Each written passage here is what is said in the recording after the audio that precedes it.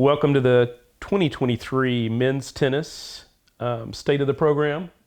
This is Jerry Hill, Director of Sports Journalism with Baylor, with Michael Woodson, third-year head coach. And Michael, I guess before I get started with the questions here, what's the two-year run been like for you?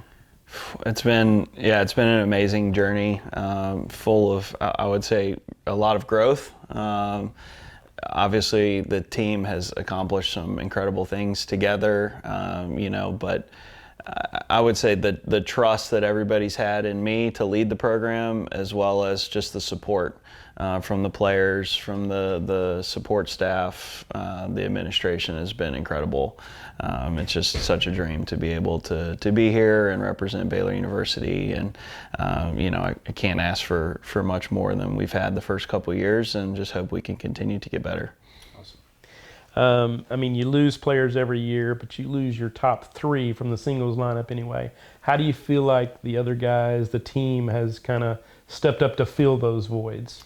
Yeah, I think time's going to really tell how the guys really step up this year when the matches start. But the leadership this year has been exceptional from day one.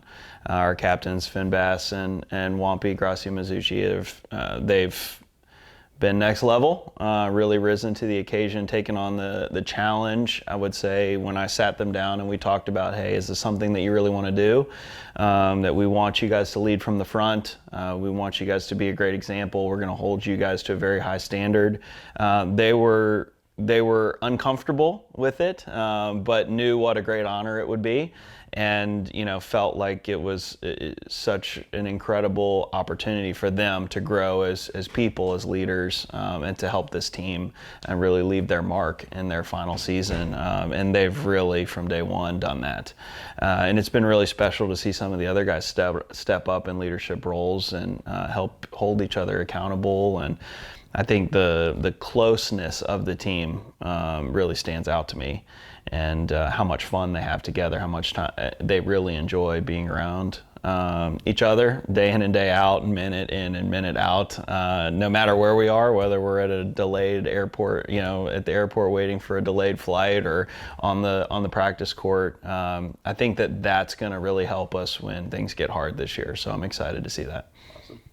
You've got three freshmen that came in. What impact, I guess, do you expect from them? What have you seen from those guys?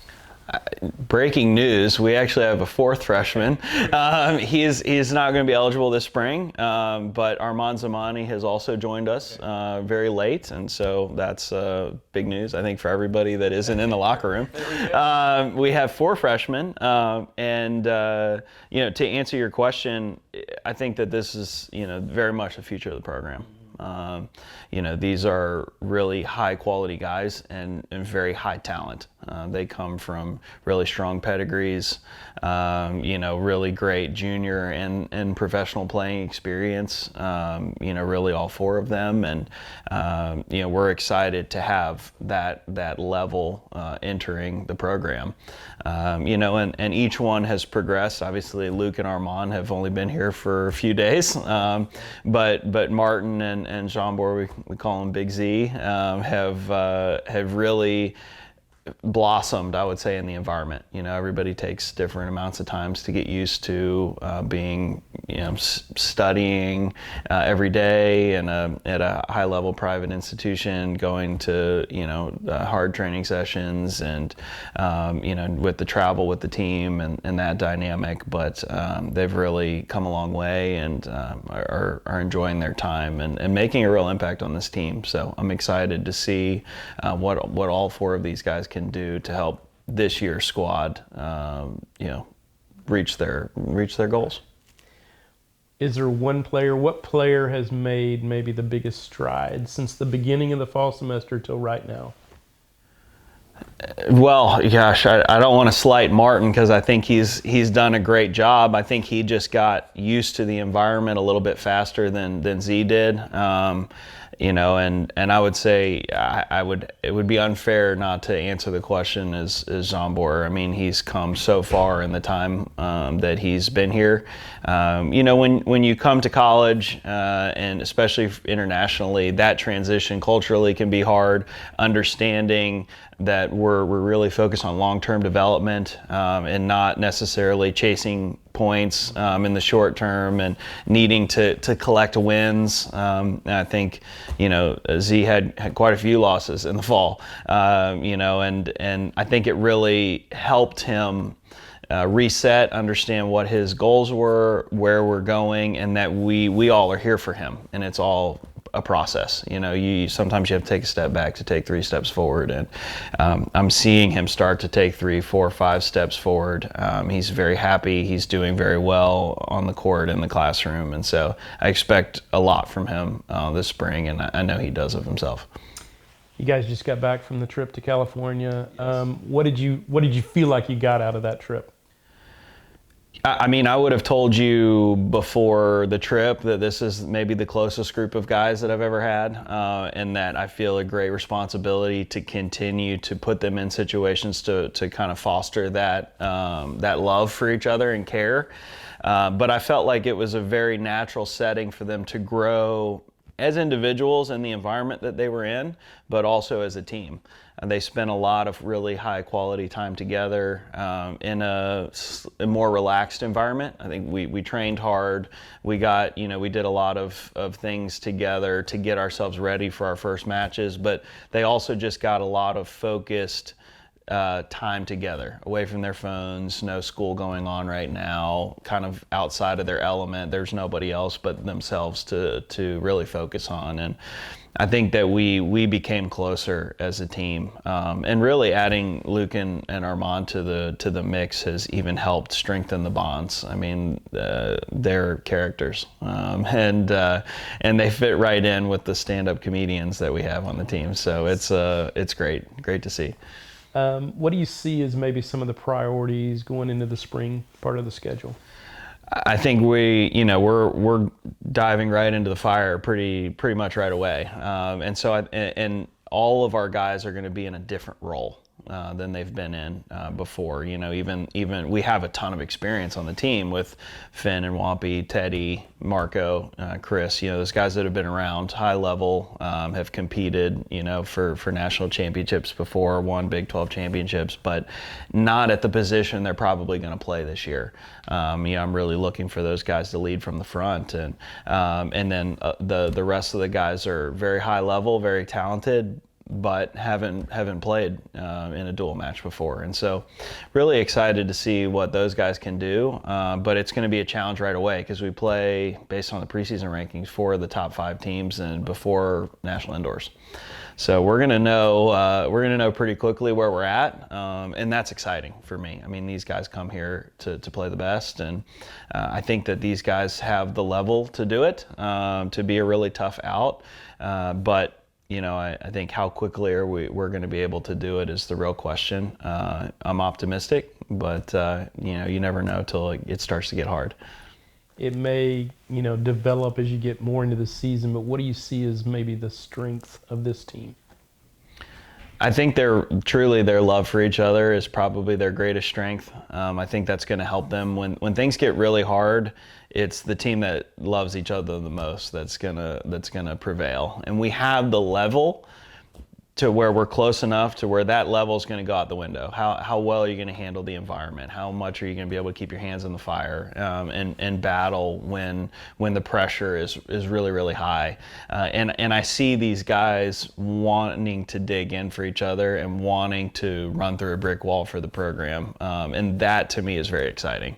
And I think, even though some of them haven't had the experiences of what they're going to be in, I think that they're going to be able to lean on each other for that help. And they've got, fantastic leadership from the older guys on the team, and I'm excited to watch them lead from the front and the other guys to kind of pull their own weight. I think it's going to be a really successful journey together, because they're all doing something new, which is rare. Right.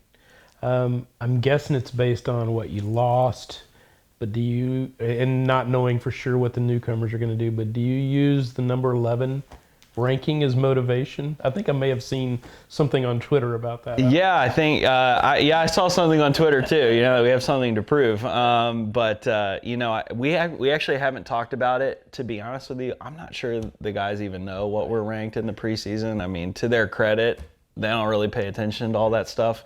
You know, watch this then. Yeah, no, we'll keep it away from them. I mean, they have other interests than what our ranking is, or you know, anything like that. And so, that being said, I mean, you know, I understand. You know, I think there's some questions that people around the country are asking, given that, you know, Adrian turned pro and Sven and Matti, I mean, three of the Baylor greats, you know, have moved on, and what are the other guys going to be able to do?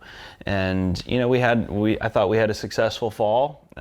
You know, and I think the older guys really did a lot and showed a lot, but some of the younger guys were still getting used to the environment, and I think, you know, our ranking is probably reflective of that. But there's some guys in the locker room that are really coming into their own and playing at an extremely high level, and you know, it won't be long before people start to see that. Right.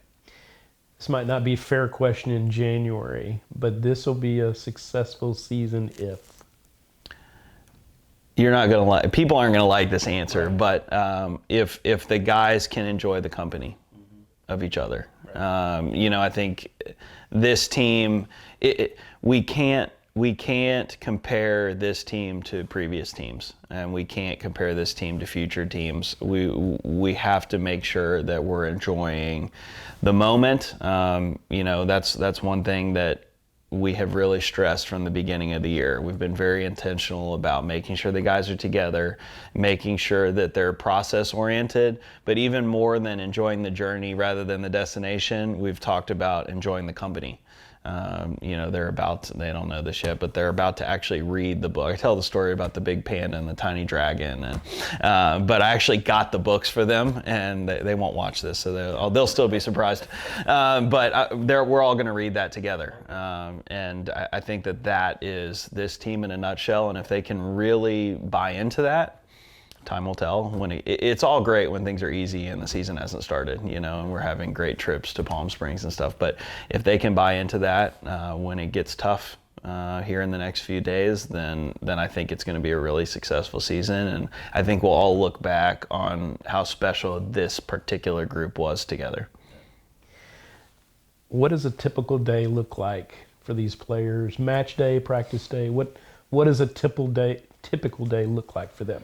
Yeah, it really does depend on the time of year. The guys are very, it's an individualized program, so each guy's schedule looks different, sometimes to our own detriment, if you ask Isaac or Nick. But you know, I think for them it does vary.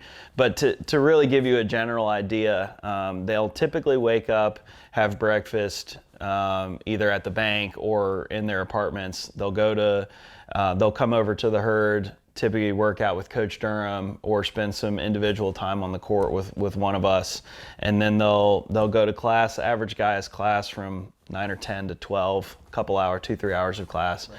They'll pick up their lunch, bring it over to the herd. They all love to eat together and watch. Soccer's pretty popular, and tennis. Marco has decided that golf is his new passion, so there's a lot of Golf Channel on in the locker room. So they'll eat that or watch that while they eat, and then they'll typically go out and we'll have a couple of practice sessions in the afternoon, fitness after that, and then typically they'll do rehab with Emmer or Megan, the trainers, and then you know, one day a week we do yoga. We'll do massage once or twice a week, depending on the schedule, and then they'll go to dinner at the bank, and then some of them have tutors, or they'll go to the library or study there in their apartment or here at the herd. So it becomes a full day. This kind of relates to that. How do the players balance, you know, the academic life and even being like a typical college student and being the grind of being an athlete? Keeping them from defining themselves as a tennis player, not somebody that plays tennis, is really, really hard because they've been doing this at such a high level since they were, I mean, they can remember really 3, 4, 5 years old. So to even, that's a constant battle. Keeping them from defining themselves. And we do a lot of mental work, sports psych work to just keep them from going with the flow of how they're doing as a tennis player, wins and losses, how their practices were, defining who they are and how they feel. So that's really difficult, to say the least. But at the end of the day, I think it starts at the top with us, and it's not just the players; it's us being well balanced, making family, work-life balance, if you want to even call it that these days. But all of us helping protect each other to make sure that we remain energized, focused on the task at hand, and if we can do that as a staff, then we have to help protect our players, and understanding when the time is right to let loose and relax and have fun, and when the time is to button it up and get down to business, and work. And these guys do a great job of handling their academics and handling their work on the tennis court, and it is a necessary part of the experience in college and at their age to have fun. And making sure they're doing it responsibly at the right times, is something that they need to learn as young men. I mean, we feel a great responsibility for all of our guys. I mean, they're going from kids to young adults effectively, and how we treat them, I think, is going to be a direct reflection on what they're going to be able to do and experience here at Baylor, then how they're going to go on and have success, hopefully, in the future. Right. I mean, this is as good as I've seen as far as facilities, but how do you feel like Baylor's facilities and even the support services and stuff, how do you feel like that stacks up with teams around the country? Yeah, definitely can't think of a facility that I would rather be at. There are lots of great facilities these days, and the support for tennis in college continues to grow, which is, I think, fantastic and necessary, and we need more and more programs to do what Baylor's doing for us, so I think that's amazing. But maybe I'm a little biased. I think we have the best facilities for sure, and I think it really gives us an opportunity with not just the facilities and the resources, but the staff, to be able to give these guys a legitimate pro model in a college setting, to really give them a chance to train at the highest level.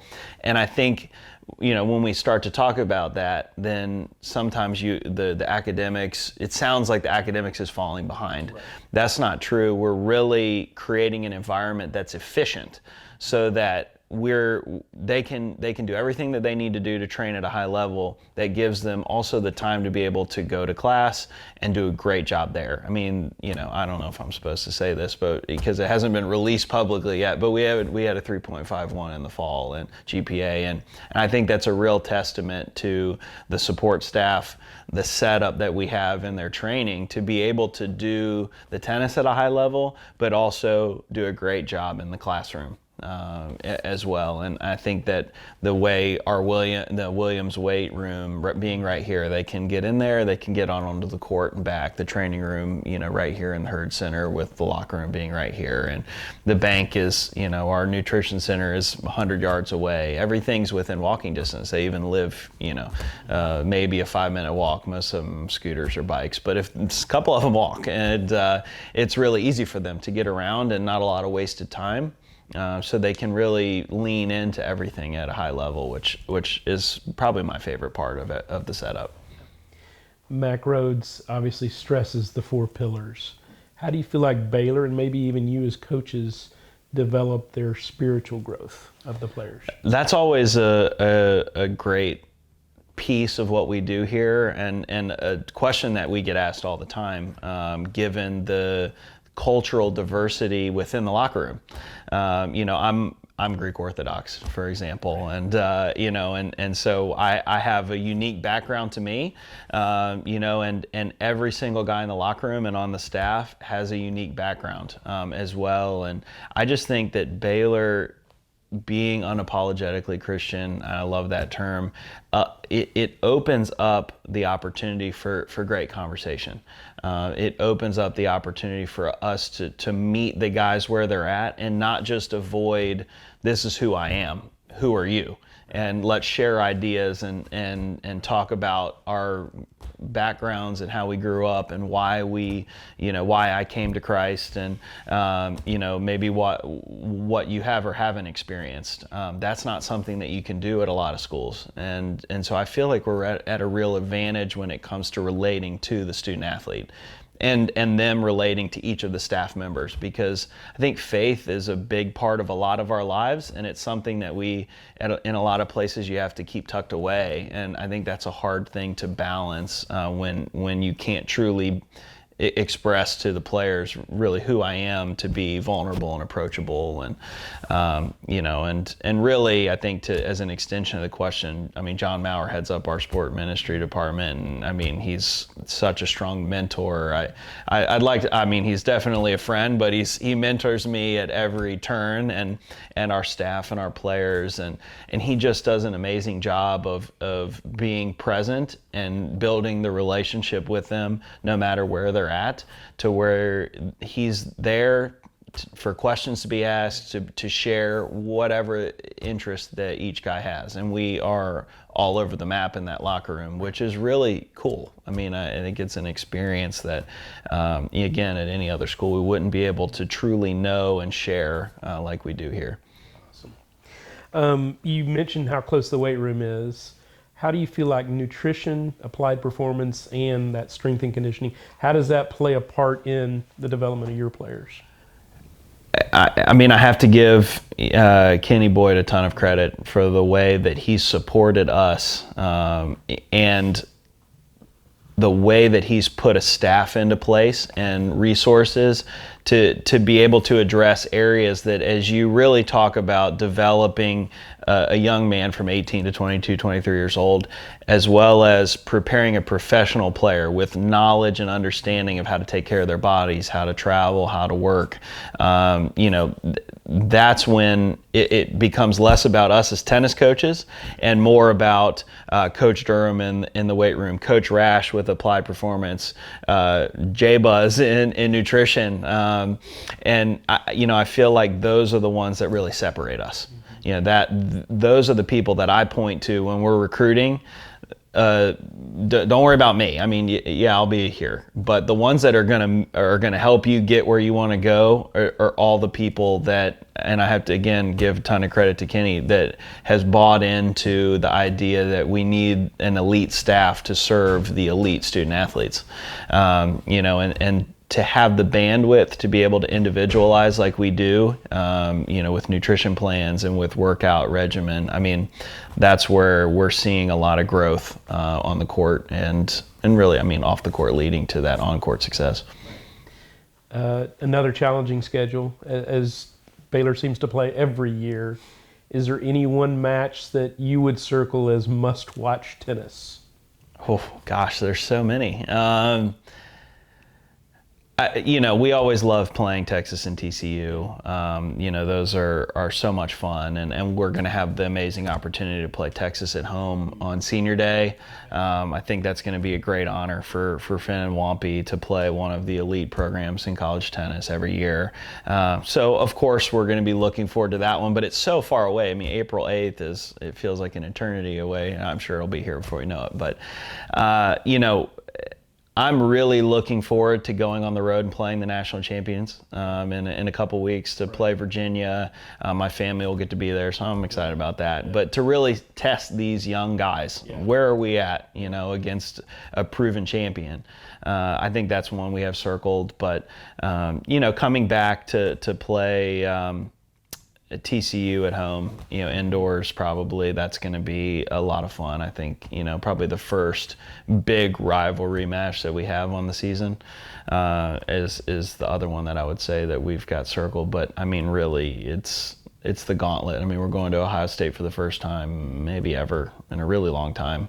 Going to SC, and these are, we play the ACC champion, the Big Ten champion, the Pac-12 champion, and then obviously multiple matches in the Big 12 home and away against TCU. We're playing the best in every conference, and it's going to really, hopefully, expose our guys to the level and help them, move their development as individuals, as a team. Forward a little bit more quickly.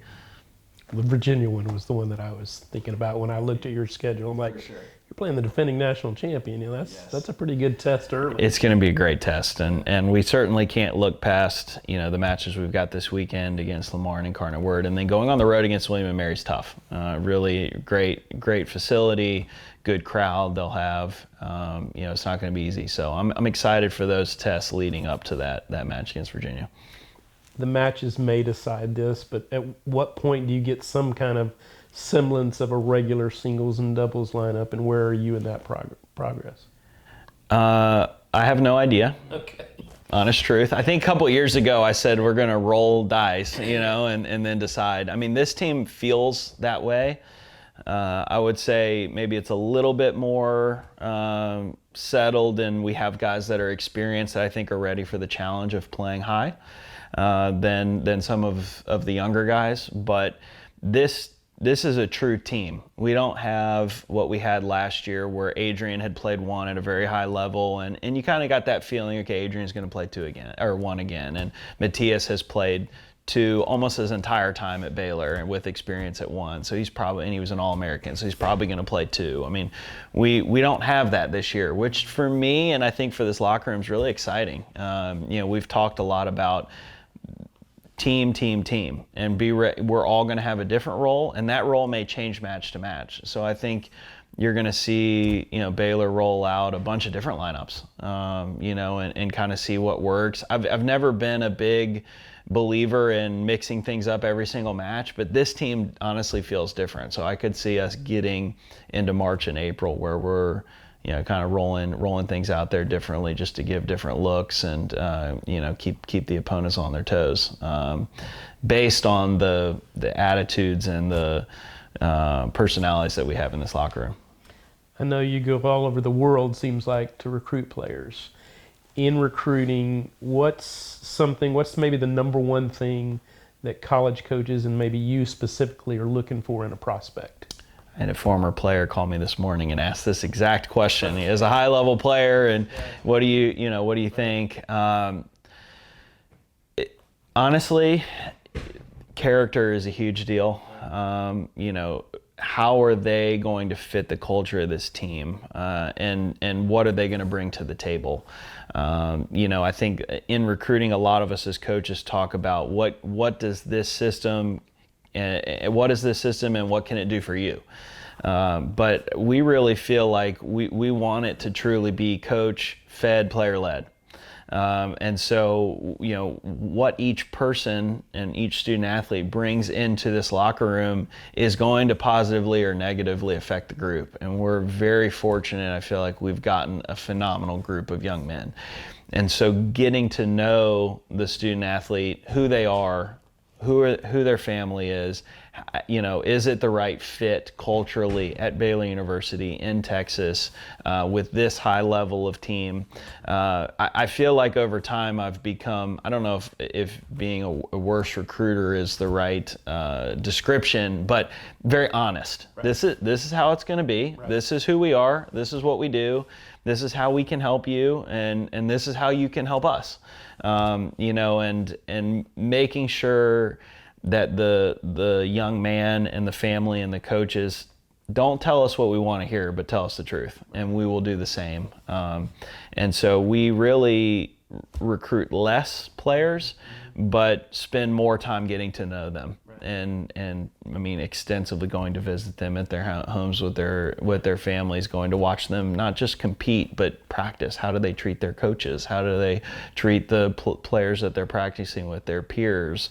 And just spending a lot of time watching, and then bringing them into this environment, and then asking the players, okay, what do you think? Yeah. And so everybody has a voice in the matter. Yeah.